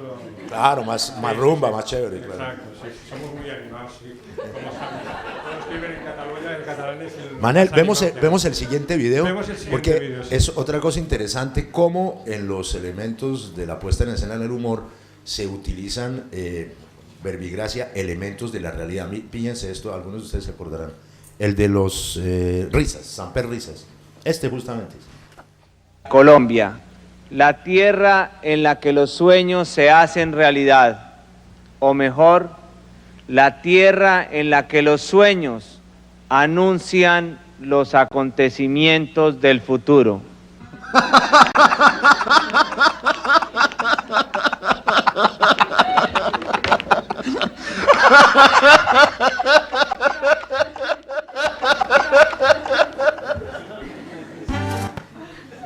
Ese, por ejemplo, cuando era el presidente de la República, siempre había una sección dentro del noticiero que por puro mamar gallo se llamaba, y en Cuac también hay espacio para el humor, que era tomada de algún video de la semana. Eso había acabado de ocurrir 2 días antes, y las risotadas pues, no eran de ninguna manera prefabricadas. Estamos en el estudio grabando y entre la realizadora, los técnicos, etcétera, había momentos mucho más divertidos de los que salían al aire, desde luego, pero impublicables de alguna manera, de donde surgía la risa y se grababa.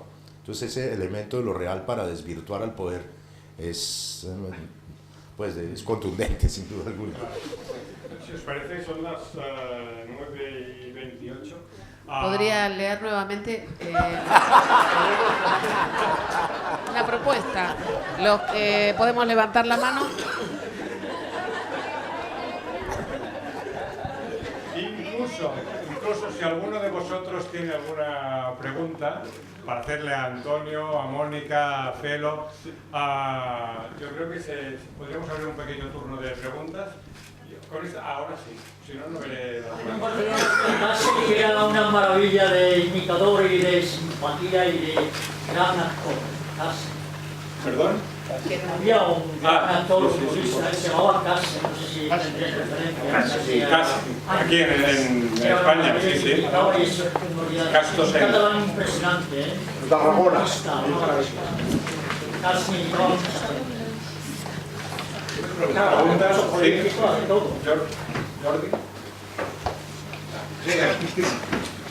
Yo quería preguntar, tú vienes de Argentina, hubo dictadura, tú de Chile, hubo dictadura, tú de Colombia, conflicto armado. ¿Cómo veis ahora? ¿Hacéis humor en vuestros países o también tomáis nota de los humoristas nuevos? Maduro que ve pajaritos con la cara de Chávez, Correa en Ecuador, Ortega en Nicaragua que quiere perpetuarse a sí mismo. O sea, los nuevos cómicos en nuestros países es diferente venir de una dictadura a venir de ahora con esos tipos nuevos que están haciendo humor político. ¿Los veis desde la distancia o también imitáis o parodiáis o hacéis humor en vuestros países de toda esta gente? Yo no. En mi país, bueno, está Piñera, que ha sido una fuente inagotable sobre todo en la caricatura. Hay una revista en Chile, The Clinic, que la leo junto con la tercera. No estoy tan mal porque Nicanor Parra lee El Mercurio y el The Clinic. Y es muy irreverente esa revista. Puede ser, hay gente que ¿cómo puede leer esto? The Clinic, y tiene una sección que se llama Piñera y Cosas, porque si tú hablabas de intrusión, ya Piñera se pasó, es un material constante y es el afán también de figuración. Eso en un presidente, yo escuché hasta el dictador Oliveira, que era bastante calladito, en Portugal, bastante calladito, casi recluido en un convento, pero manejaba todo, vivía con su hermana, lo que no es malo. Y Piñera es... y cada cosa que dice se puede... Bueno, ha hecho unas citas equivocadas, ha confundido a Einstein con Newton o con Hawking, qué sé yo. Dio por muerto al propio Nicanor, recordó a los nuestros poetas ya muertos, Nicanor Parra, y lo mató. Y lo peor es, no rectificó. Para el terremoto del 2010 habló del tsunami, en vez del tsunami, y del marepoto. Nos ha asolado este marepoto que bla, y no se dio cuenta y siguió. Y ahí ha sido hasta el día de hoy. Dentro de la tragedia era muy risible.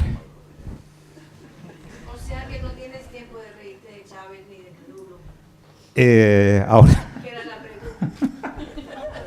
es que me he reído sobre todo con Maduro, la verdad me da un poquito de vergüenza propia. Sí, porque a mí me da vergüenza. Claro, con confundir los panes y los peces, pero fíjate, voy a responder, dije yo no, porque no hago precisamente, a lo mejor muy al margen, muy tangencialmente, parte de mi rutina, no. En cambio, cuando la dictadura hacía bastante humor político. Había una canción dedicada, pues no decía, ¿a quién te echaremos mucho de menos? No, esa es de un amigo mío, pero una canción mía parecida. Y así. En este momento no sé tú, Mónica. No, yo no soy imitadora, ni me dirijo así, ni utilizo este sarcasmo que es parecido al humor gráfico, ¿no? A la caricatura y esto, sino que me dirijo más desde las víctimas de ciertas políticas. Y en relación a todos mi humilde punto de vista, de todos los... Humilde no, porque soy bastante engreída, ahora que recuerdo, pero en toda Latinoamérica lo más importante ha sido la llegada de la democracia. Y lo más importante ha sido que la gente ha podido votar. Yo voté ya muy grande, por ejemplo, y cuando voté me acuerdo que lloraba, mucha gente lloraba cuando iba a votar, muy emocionada, ¿no? Y feliz, y parecía que en el 82 que pasaba algo maravilloso, que era posible, que todo era posible. Luego, bueno, fuimos descubriendo algunas cosas nosotros, ¿no? Siempre humildemente, mascarada en la humildad, que en realidad los que manejaban la información, por ejemplo, los que manejaban qué cosas, el humor también, ¿no? Cómo burlarse de alguien hasta poder dinamitarlo utilizando estas herramientas que usaba la izquierda en su momento. Digamos que algunos gobiernos democráticos se podían dinamitar, se podían ir corroyendo con el humor, exactamente igual que como en su momento había sido con los dictadores o con los asesinos.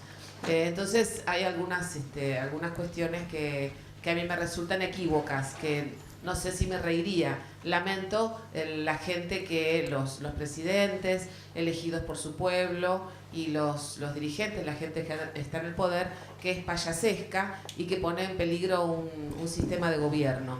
Y que finalmente siempre los intereses de algunas empresas, de los monopolios, bueno, a nosotros no nos atacan creo, no sé porque estoy acá, por ahí sí, ¿cómo se llaman estos? Militares mariners, ¿verdad?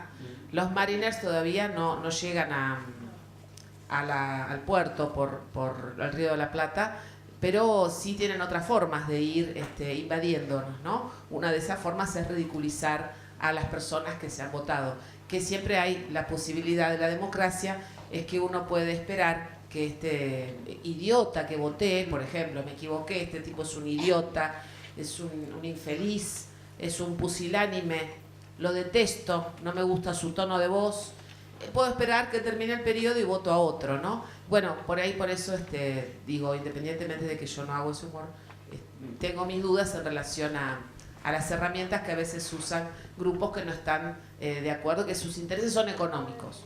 Después me extiendo cualquier cosa por mail, porque si no... ¿Puedo responder? Sí, por favor. ¿Vas a leer algo? No, tengo otro artículo. No, es que quería precisar dos cosas en ese mismo orden de la pregunta. Uno, se hablaba pues de dos dictaduras militares tan tremebundas como la dictadura chilena y como las dictaduras de los generales en Argentina, pero habría que ver que recientemente en Colombia, del año 2002 al año 2010, se produjo un fraccionamiento de la institucionalidad colombiana en lo que se conoció como el periodo del régimen de Álvaro Uribe, con una reelección inventada en la mitad, con una pérdida de poder de los otros órganos de poder del legislativo, totalmente invadido por el paramilitarismo, del sector de la justicia, totalmente destruido institucionalmente por el régimen, de tal manera que si bien uno no puede hablar en Colombia que entre el 2002 y el 2010 técnicamente se produjo una dictadura como las del Cono Sur, sí, evidentemente hubo una dictadura de mayorías a través de una gran corriente de opinión. No todas las dictaduras son productos de golpes de Estado, también pueden ser productos de la democracia misma, cuando se trata de dictaduras de mayoría, cuando fraccionan las institucionalidades. Eso por un lado, y por el otro lado, en cuanto a lo que se ha hecho en el humor en Colombia después de estas épocas de Cuac y etcétera, hay una cosa pues gravísima, y es que evidentemente todos los medios de comunicación electrónico, hay caricaturistas sí en la prensa que tienen una autonomía total, pero en la radio y en la televisión están sujetos a grandes poderes políticos y económicos. Los dos canales privados de televisión en Colombia que se tragan la mayor cantidad del rating pertenecen a los dos grandes grupos financieros, a uno de los tres grandes grupos financieros industriales del país, igualmente las cadenas de radio, y nosotros quienes hemos trabajado en eso sabemos perfectamente que no hay ninguna posibilidad de que hoy en Colombia, inclusive ya después pues, de la época tremenda de Álvaro Uribe, donde eso estaba muy amarrado, haya expresiones de humor libre y que sea capaz pues, de darle justamente a todos los sectores del poder.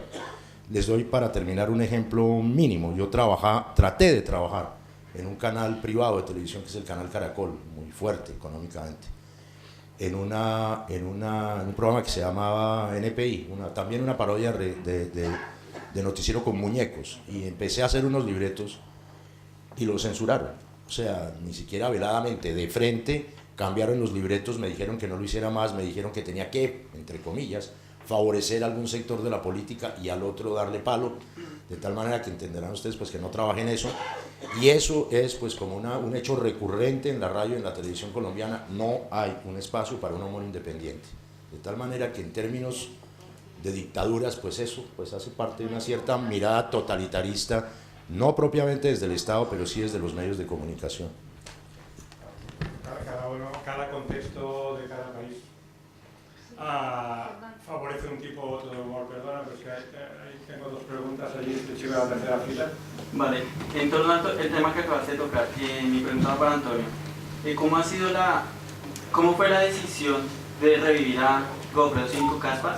¿Y qué experiencia has tenido respecto a eso? Porque, como es cierto, en Colombia se nos olvidó lo que es la sátira, hasta tal punto que uno de los artículos que se publicó de Godofredo Cínico Caspa en torno a la muerte de Joe Arroyo terminó con muchísimas amenazas de muerte en general hacia ti. Sí, bueno, pongo el contexto. ¿Por qué no lo vemos? ¿Lo podemos ver? Vamos a ver. Mira, Godofredo, es cortito. Y luego les cuento cómo se revivió y lo que pasa hoy. Buenas noches, soy el doctor Godofredo Cínico Caspa, cimiento de la tradición y del buen gusto. ¿Cómo es posible que ahora vengan unos trasnochados rojitos leninistas a agraviar nuestra relación con los Estados Unidos de Norteamérica, único bastión de Occidente, caray? ¿Cuál conspiración? Antes eso se llamaba Alianza para el Progreso o AAA, la misma vaina de siempre. ¿Qué haríamos sin la desinteresada relación con estos guardianes de la civilización? Que no venga el doctor Horacio Serpa a inmiscuir sus bigotes en esta hermanable y añorable relación de tantos años. Respeto exijo para el señor Don Miles Frechete, filántropo de la paz y hacedor del bien. ¿A quién quiere pedirle ayuda a estos detractores? ¿A Fidel Castro? Ya los veo añorando tener en esta patria un chiquitico de Disneylandia, un poquitico de Hollywood o alguito de la NASA. Si no fuera por la DEA, ¿cómo nos enterábamos de todos, caray? Propongo que a manera de desagravio le entreguemos a los Estados Unidos Córdoba y Urabá. Así salimos de ese problemita de una vez. ¿Cuál soberanía, por Dios? América para los americanos. Good night. Bueno, entonces este era el personaje de todas las semanas, este señor de extrema derecha, fascista, pues de la caverna total de la extrema derecha. Y hace algunos años, en una portal en internet, empecé a escribir una columna con mi nombre, y como a la segunda ya no lo escribía yo, sino lo escribía él, que es un personaje que yo he escrito desde entonces. Y pues volvió a tener un protagonismo, esta vez solamente en la prensa escrita, en la prensa por internet. ahora está en un portal que se llama Confidencial Colombia. La historia con respecto a la por qué de repente, viniendo de la época en que veníamos con Álvaro Uribe, hay otro antecedente. Hay un Godofredo de la época en la cual se anunciaba el gobierno de Álvaro Uribe en el año 95 y que rueda mucho por YouTube. Ustedes los colombianos seguramente se lo han pillado. Entonces me vi como en la necesidad de volver a recrear ese personaje para contar de alguna manera desde el punto de vista de lo más preponderante en la Colombia contemporánea, que es la extrema derecha, que deriva pues, a un régimen más liberal como el de Juan Manuel Santos hoy, cómo es esa entraña. Y pues ha tenido un cierto éxito de lectura. Y en cuanto a lo que me preguntas de Joe Arroyo era un cantante de salsa del Caribe colombiano, nuestro más grande cantante, a decir verdad, es una maravilla. Murió muy joven por problemas pues, de su salud precaria, por la droga y por la rumba. Y como a la semana de morir yo escribí el Godo el Godofredo. Godo en Colombia quiere decir conservador, de derecha. Y es cínico y tiene caspa porque es un señor que no sale de los juzgados. Entonces escribí una columna totalmente caricaturesca y irónica, tratando mal a Joe Arroyo que se acaba de morir. Y una reacción muy fuerte de un montón de gente que no entendió que era justamente lo contrario, que se trataba de un elogio. Si este bicho trataba mal a Joe Arroyo era porque finalmente se le estaba elogiando y vinieron una cantidad de amenazas de la gente del Caribe, alguna gente del Caribe que no entendió el humor, es decir, que no entendió la caricatura, hasta el punto que hace 3 años no puedo ir a Barranquilla. Es una ciudad del Caribe de donde yo soy de origen. Este año voy a ir a un festival donde hay humor. Entonces el Godofredo sí se ha consolidado en la medida en que sea protagonista de la extrema derecha colombiana como lo viene siendo, y como parece seguir siéndolo, pues el Godofredo tendrá sentido. Y hoy, por fortuna, para mí, para el Godofredo, hay un personaje de la política colombiana al cual ya, es decir, Francisco Franco era un progresista al lado, sí, José Antonio Primo de Rivera era un hombre de ideas de centro, que es el procurador general de la Nación, el doctor Alejandro Ordóñez, que es del Opus Dei, que es lefebrista, ultraconservador, quiere romper el proceso de paz, ataca fundamentalmente a las putas, los gays, las lesbianas, los LGTBI, está contra el matrimonio, el matrimonio pues, de los gays, de las lesbianas, el matrimonio, ¿cómo se llama el matrimonio? El homosexual en general. Entonces se me ha vuelto también como una especie de mira fundamental de que Godofredo no solamente hace el ensalzamiento del procurador Ordóñez, sino de la AUC, ¿cómo se llama? La nueva autodefensa. Álvaro Uribe, Centro Democrático, AUCD y todo lo que queda por ahí en torno a la derecha de la extrema derecha colombiana. Entonces está vivo por fuerza de que existe la extrema derecha. Yo cada día me muero de risa con los periódicos, las caricaturas que hay de los políticos. Obsérvenlo ustedes, que yo todo ya es que me pongo de buen humor. Esos chistes con esos muñecos, las caras de los políticos muy exageradamente feas, barbudos. Bueno, leanlo que el logo que es una maravilla lo que han tenido y el paseo lo que han tenido. Había un chico allí en la 1, 2, 3, 4, 5, 6. Sí. Bueno, ya en parte Antonio me ha respondido algo de lo que quería preguntarle, pero se quedó por ahí como un poco como una cola de lo que, del interés que tenía. Después, Antonio es antropólogo, ¿cierto? Sí. Es antropólogo y obviamente es inverosímil esperar que el humor se convierta en una tradición, sí, que alguien herede de manera pues como secuencial, un conocimiento, eso es una cosa que detona, ¿no? Eso es una cosa más espontánea. Ajá, tiene que subir al primer. Pero de todas formas, un personaje tan importante a nivel social y cultural como Jaime Garzón, uno podría esperar, no necesariamente puede ser tan inverosímil una reacción social, un poco, ¿no? Como un poco un movimiento humorístico, así no haya espacios.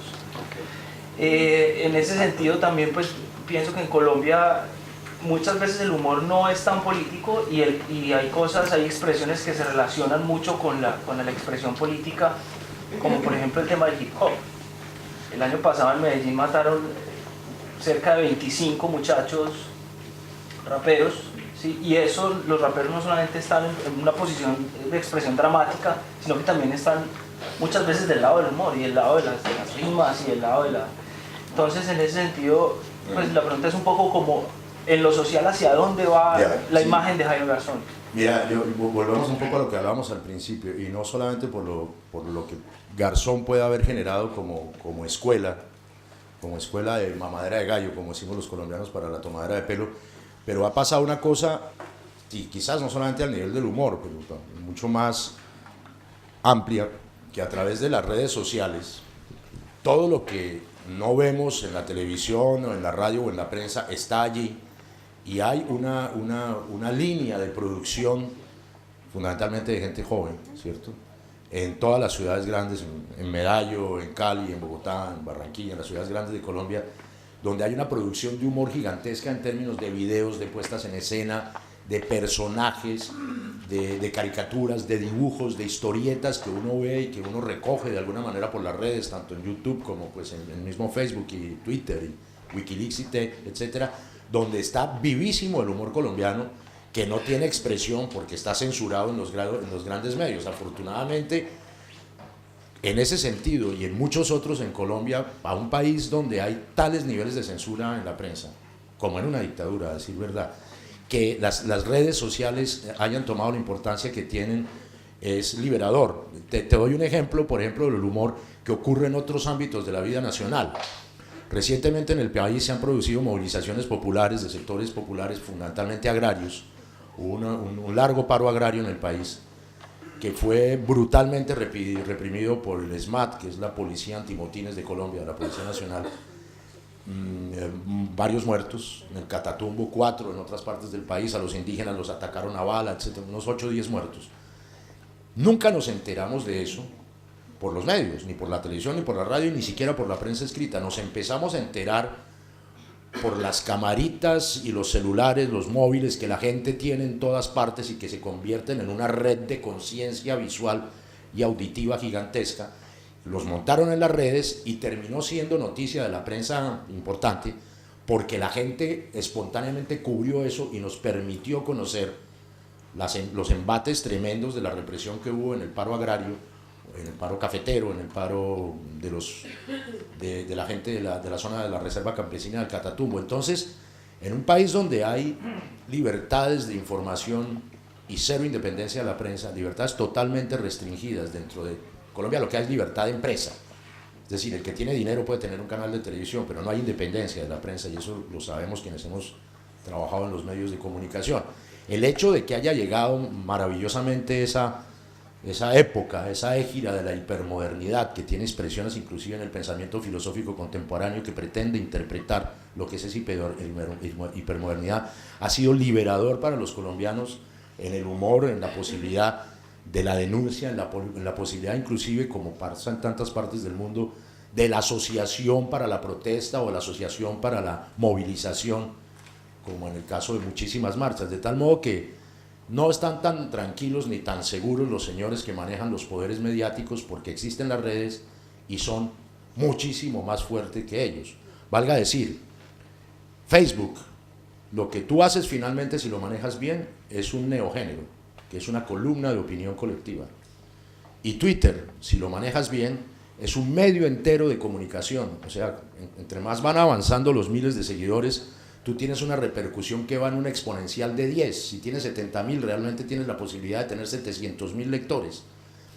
Ya finalmente, inclusive a los periodistas que hemos hecho esto como oficio, nos empieza a importar poco los medios, porque sabemos que los instrumentos de la hipermodernidad nos permiten la presencia cuantitativa y cualitativa, y nos permite el medio justamente para hacer denuncia, para hacer información o para hacer humor.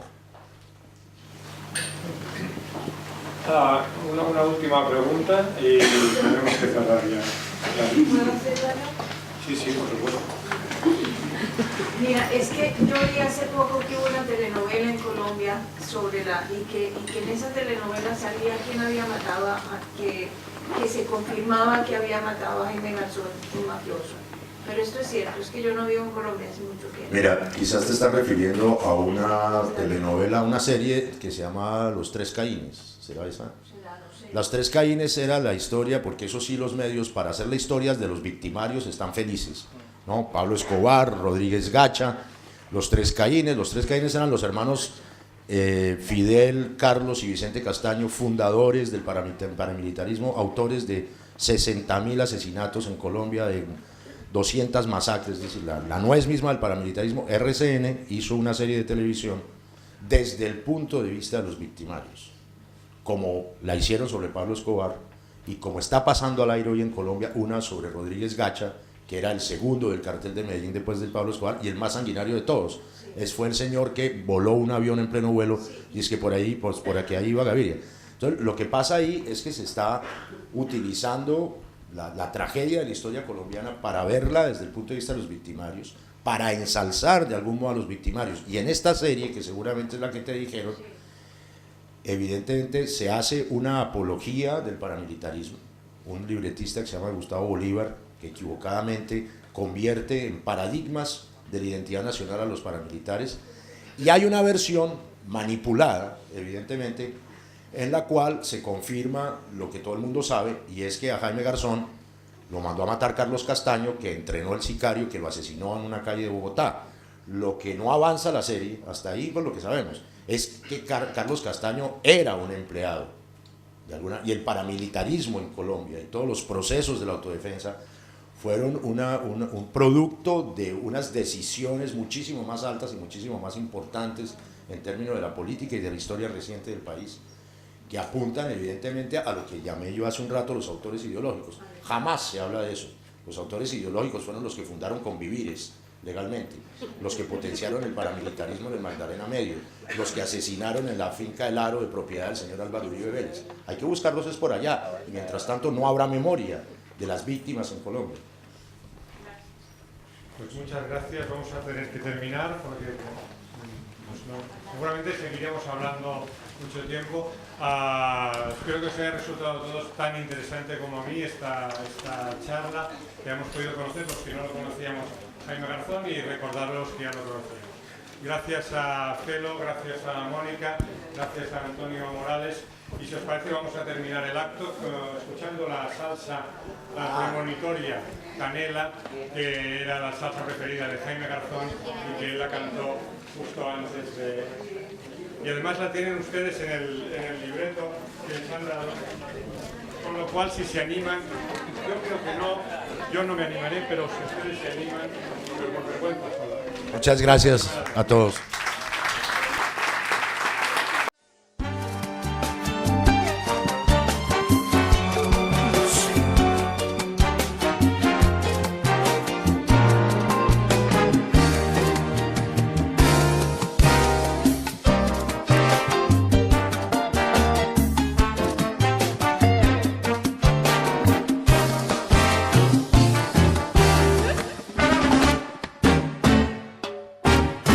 Quiero morirme de manera singular.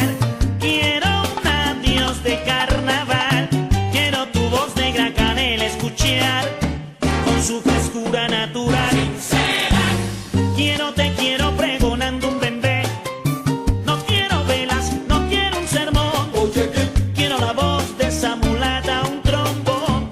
Morir en tiempo de son, bendición. Canela, canela, tu voz plañidera, regada en fragancia de rosa rosón. Buscando el bullicio, el barrio y el sol. Será mi dulce oración, cosa buena. Negra canela, embriágame con tu voz. Dice la gente del playón, si la canela te pregona un danzón, el cielo te abre el portón, qué sabor. Canela, canela, como plañidera, regada en fragancia de rosa rosón. Tu canto, el bullicio, el bardo y el sol. Será mi dulce oración, cosa buena.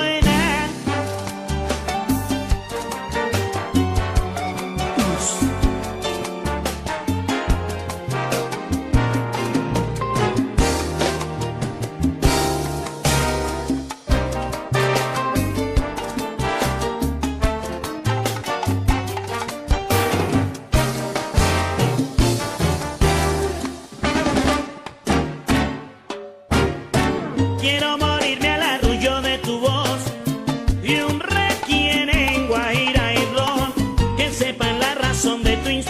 vacío, aquí murió el corazón. Quiero alegría, quiero un gran vacilón. No quiero llanto, tristeza ni dolor. Y mientras dicen que yo fui un buen cantor, que brindo por la mujer y el amor. Canela, canela, tu boca minera, regala en fragancia de rosa rosón. Tu canto, el bullicio, el bardo y el son. Será mi dulce oración, cosa buena. Negra canela, dame tu bendición. Y a mi viejita consolación repicará con las campanas tu voz. Y el cielo se enterará que ahí voy yo. Oye, papá Dios, mi único juez, mi realizador.